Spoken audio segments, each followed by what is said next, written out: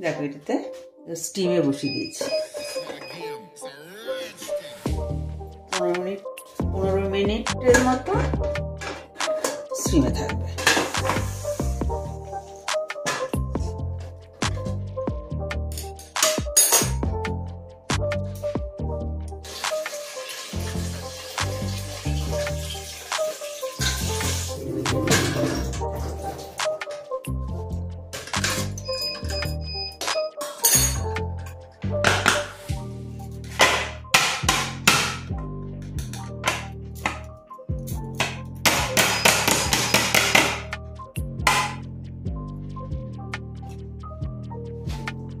চেপে বসে গেছে,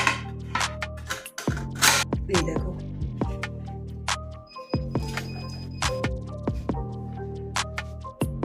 বেরিয়ে এসছে। এটাকে পিস পিস করে কেটে নেব, যেমন খুশি করে কাটবো।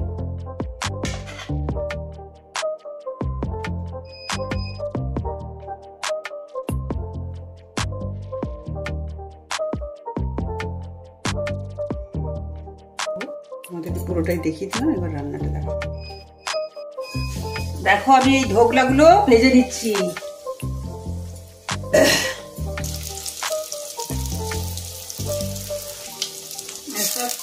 সঙ্গে দিয়ে দিলাম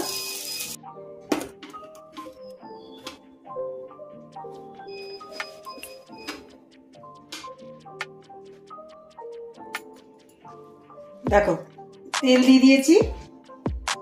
এরপর পড়বে এটাতে জিরে,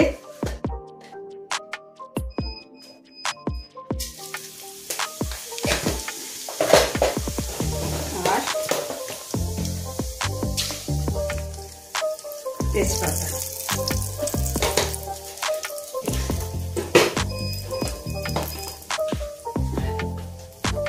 আর লঙ্কার গুঁড়ো,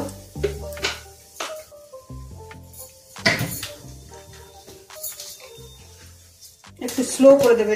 এটা হতে থাকুক, আমি মশলাগুলো ছাড়তে থাকি। চিনি এরকম করে দুবার নিয়ে নেবে চিনিটা, একটু ধোকলা একটু মিষ্টি মিষ্টি হয়, মিষ্টি ঝাল মিষ্টি।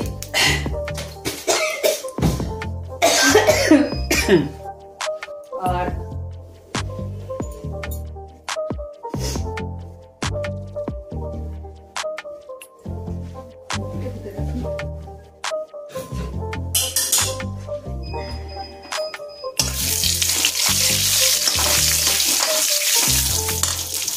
এরপরে যাবে আদা কাঁচা লঙ্কা,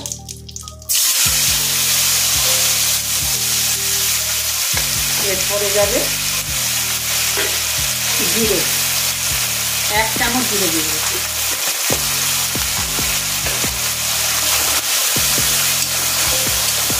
এটা হচ্ছে নিরামিষ মশলা, পেঁয়াজ রসুন দিয়েও করতে পারো, কিন্তু আমি নিরামিষ করব। গরম মশলা আমি গরম মশলাতে দিয়েছি লবঙ্গ আর এলাচ।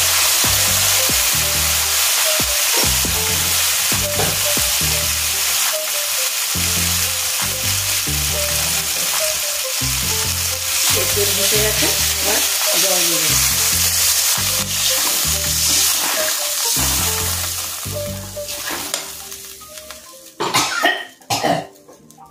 হলুদ দেবে,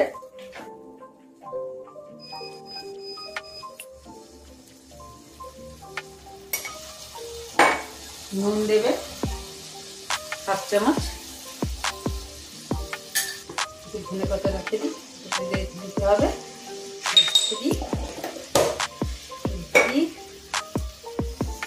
রান্না করতে করতে গোছা, তারপরে যে একটা পরিষ্কারের ব্যাপার থাকে, মাথা খারাপ করে দেয়। ঠিকই আছে, একটু নুন লাগবে, না দিলেও চলবে।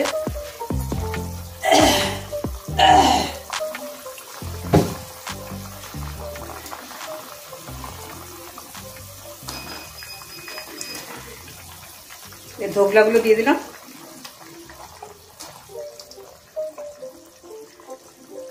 সবগুলো দেবো না, 2 দিন হয়ে যাবে। 2টো লোক খাবো তো, বেশি করে লাভ নেই তো।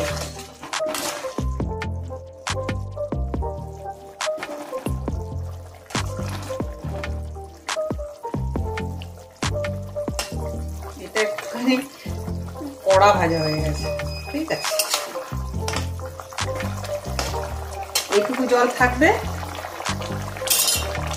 এটা কিছুটা টেনে নেবে। ঠিক আছে, আমার এটা হয়ে গেছে, এটাকে আমি ঢাকা দিয়ে দিই। এটা রান্না কমপ্লিট হলেই বাঁচি বাবা, আর ভালো লাগে না।